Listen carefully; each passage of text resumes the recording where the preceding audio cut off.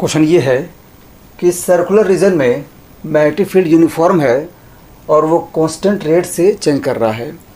Again एक charge particle है जिसकी स्पीड पॉइंट ए पर वी नॉट है, तो उसकी स्पीड पॉइंट बी पे फाइंड करनी है। तो उसको प्रोसीड करते हैं। एक काम करते हैं कि एक कंडक्टिंग वायर का लूप कंसीडर करते हैं। मान लेते हैं कि ये कंडक्टिंग वायर का लूप है। अभी सोचते हैं कि क्या इस लूप में करंट फ्लो करेगा या नहीं करेगा। हम देख सकते हैं कि इस लूप में करंट फ्लो करेगा, क्योंकि लूप के अंदर में जो मैग्नेटिक फ्लक्स है वो चेंज कर रहा है। तो इस तरह से कंफर्म हो गया कि जो लूप है उसमें करंट फ्लो करेगा। मतलब हर एक पॉइंट पर इलेक्ट्रिक फील्ड प्रेजेंट है। इस कंडक्टिंग लूप में जो करंट है वो इलेक्ट्रिक फील्ड की वजह से है। इस तरह से कंफर्म हो गया कि हर एक पॉइंट पर इलेक्ट्रिक फील्ड प्रेजेंट है और उसी इलेक्ट्रिक फील्ड की वजह से जो चार्ज पार्टिकल है उसका स्पीड चेंज करेगा। ठीक है। अगेन क्या करते हैं कि अगेन एक कंडक्टिंग लूप इमेजिन करते हैं। ये सर्कुलर रीजन है, this is centre O, this is point A. ठीक है। और यहाँ पर पॉइंट बी है, such that this angle is 90 degree. क्या करते हैं कि इस तरह का एक लूप हम इमेजिन करते हैं। This is loop A B O A, this is a loop of a conducting wire. ठीक है। We have the induced EMF in this conducting loop psi equal to minus d phi by dt। Correct है। ठीक है। इस reason में जो magnetic flux है वो चेंज कर रहा है, तो कन्फर्म है कि ये जो लूप हमने कंसीडर किया है उसमें EMF इंड्यूस होगा बाई फैराडेज लॉ। ठीक है। Where psi is equal to the close integration of vector E dot dl। ठीक है। इसको भी हम ऑलरेडी जानते हैं। ठीक है। क्योंकि फ्लक्स चेंज की वजह से आसपास के रीजन में इलेक्ट्रिक फील्ड इंड्यूस करेगा और इसी इंड्यूस्ड इलेक्ट्रिक फील्ड की वजह से लूप में EMF जनरेट होगा। ठीक है। So this implies that psi, that is the closed integration of vector A dot dl। और इसको हम लिख सकते हैं the line integration of vector E dot dl from A to B plus the line integration of vector E dot dl from B to O plus the line integration of vector E dot dl from O to A। ठीक है। So this is the integration in A close loop. ठीक है। Again यहाँ पर जो magnetic field है वो इस सर्कुलर रीजन में चेंज कर रहा है, तो कंफर्म है कि जो इंड्यूस इलेक्ट्रिक फील्ड होगा वो रेडियस वेक्टर के नॉर्मल होगा। ठीक है।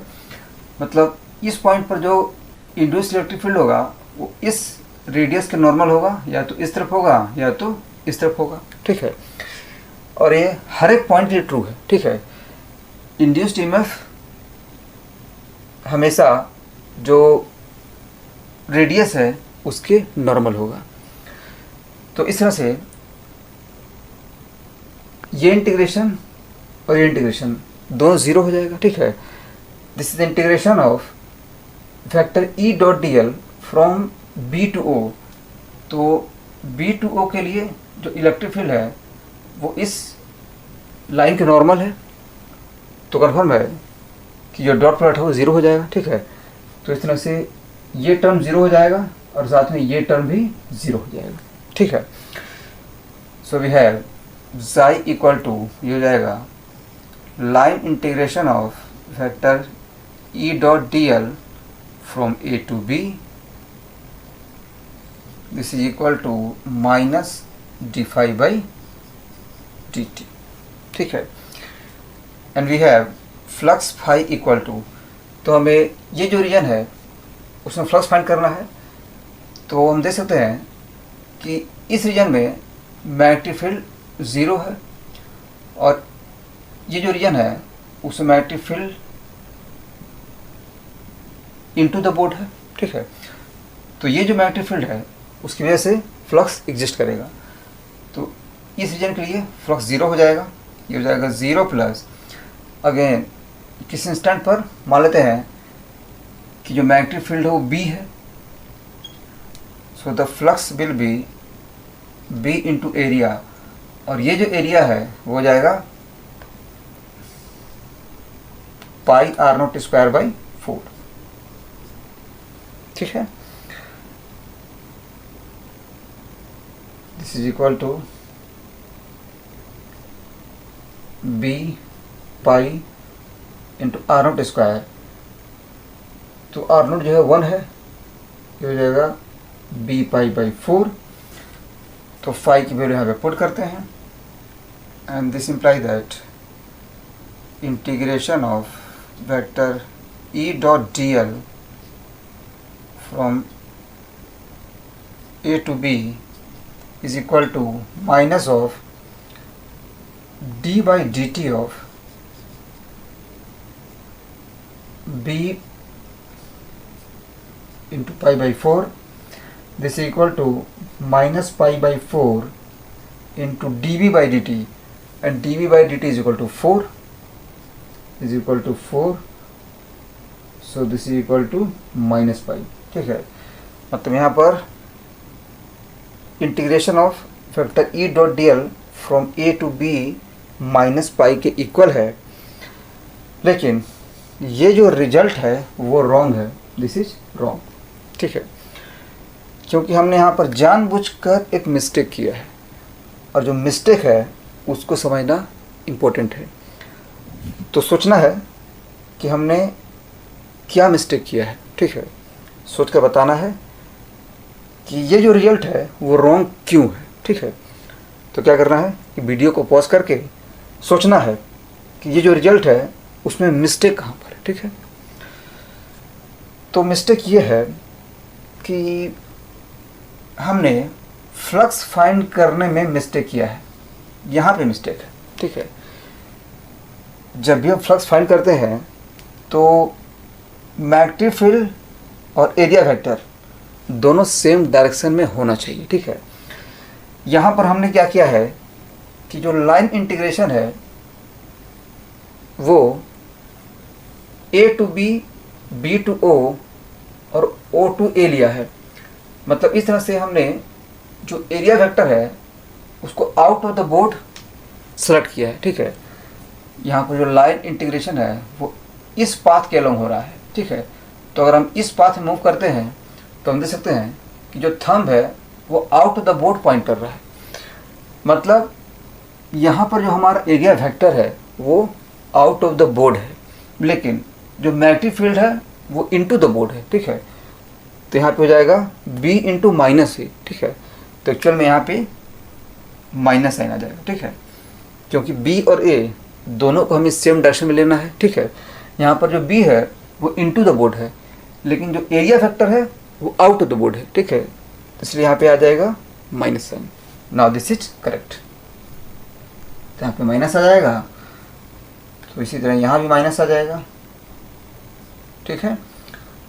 और माइनस माइनस प्लस हो जाएगा, तो यहाँ पे प्लस हो जाएगा। नाउ दिस इज करेक्ट, ठीक है। तो यहाँ पर इस चीज़ को समझना इम्पोर्टेंट है। So we have the line integration of factor E dot D L from A to B equal to pi. Again क्या करते हैं कि ये फाइंड करते हैं कि अगर कोई चार्ज पार्टिकल पॉइंट ए से पॉइंट बी तक आएगा तो जो इलेक्ट्रिक फील्ड है वो कितना वर्क करेगा। ठीक है, we have work done by electric field from A to B, ये हो जाएगा integration of force that is Q E dot D L from A to B,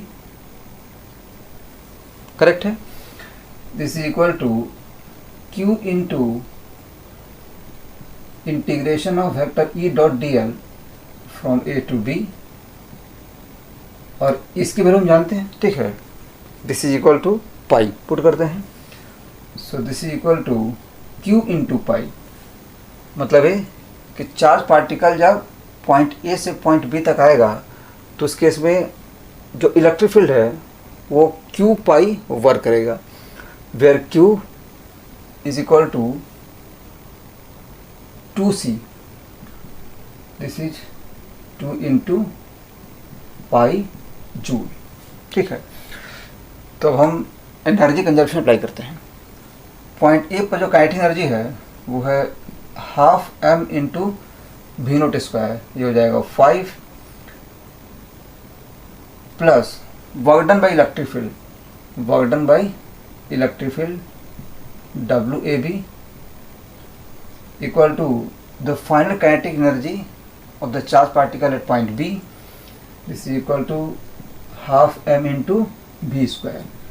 इस पॉइंट पे मतलब पॉइंट बी पे स्पीड मान लेते हैं v है, तो पॉइंट बी पे जो काइनेटिक एनर्जी है हो जाएगी half m v square, this imply that यहाँ पे जो मास है 1 है, and we have W A B equal to 2 pi equal to half into v square minus 5। ठीक है, so this imply that v square minus 5 is equal to 4 pi. ठीक है, so finally we have v equal to root under 5 plus 4 pi metre per second, और ये आ जाता है 4.2 metre per second. तो इस तरह से आंसर हो गया और ये सॉल्यूशन हो गया। Thank you.